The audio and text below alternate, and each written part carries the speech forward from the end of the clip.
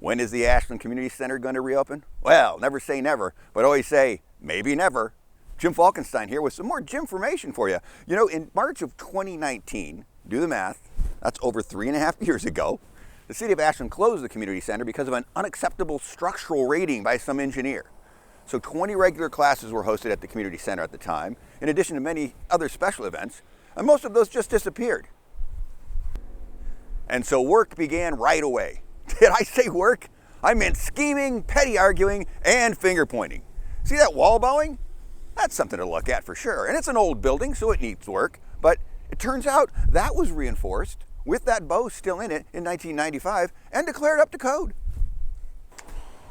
No matter. In March of 2019, the city decided that was unacceptable. Coincidentally, that is my sarcastic pronunciation, meaning probably not coincidentally, coincidentally, some city luminaries tried to get the voters in 2020 to support an $8 million tax bond to replace City Hall, Pioneer Hall, and the community center. And the voters told the city to shove that idea into their holes. During that period, was Public Works, the city administrator, and the planning department actively preparing for a Plan B? Of course not.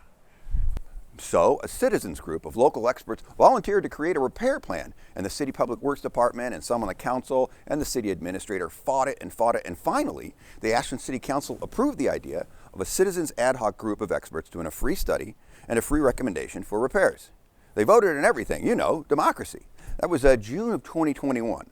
During that time, was Public Works, the city administrator, and the planning department actively preparing to set up contractors to bid on the potential project? Of course not. It only took the ad hoc group 3 months to come up with a plan. So in September of 2021, they presented that and council voted to approve it. Democracy again. And so work began right away, right? Of course not.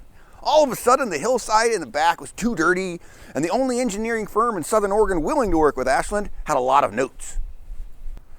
The very next month, October 2021, one councilor got sweet-talked by a private developer into proposing that this private developer guy could buy the community center, fix it up, and then run a private for-profit daycare out of it, and then rent it back to the city cheap whenever it was he wasn't making money. That was not popular with the citizens. And did that help speed things up? Of course not. So it is now December of 2022, and where are we? Well, at the last meeting, the engineering firm presented their plan that the city paid $58,000 for, and they said it cost $500,000 for the basic Group 1 fixes, including ADA bathrooms, Americans with Disabilities. But some councilors saw the words snow load way down on the Group 3 fixes and peed their pants a little bit. But looking at priority 3, 1 and 2 do not address a snow load. And so Pioneer would continue to need to be closed on nights where it might snow or it actively snows, and that is the location right now for our emergency weather shelter. I have to agree with Councilor Hyatt. Even though the snow load that is referenced in the report is 18 inches of snow in one day. Downtown Ashland has never had 18 inches of snow in one day, ever. It's a ridiculous overreaction. But they decided to add the absolutely unnecessary roof load work to the $500,000 price tag.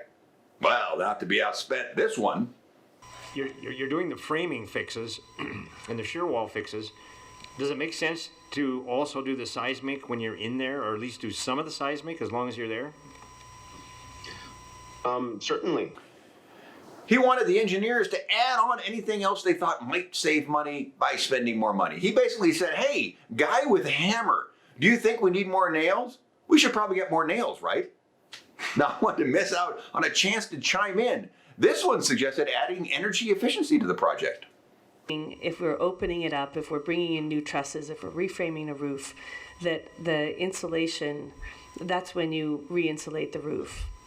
That's when you make those changes to the HVAC systems. And so that's the element, in addition to what my fellow counselors are indicating around sort of those structural elements.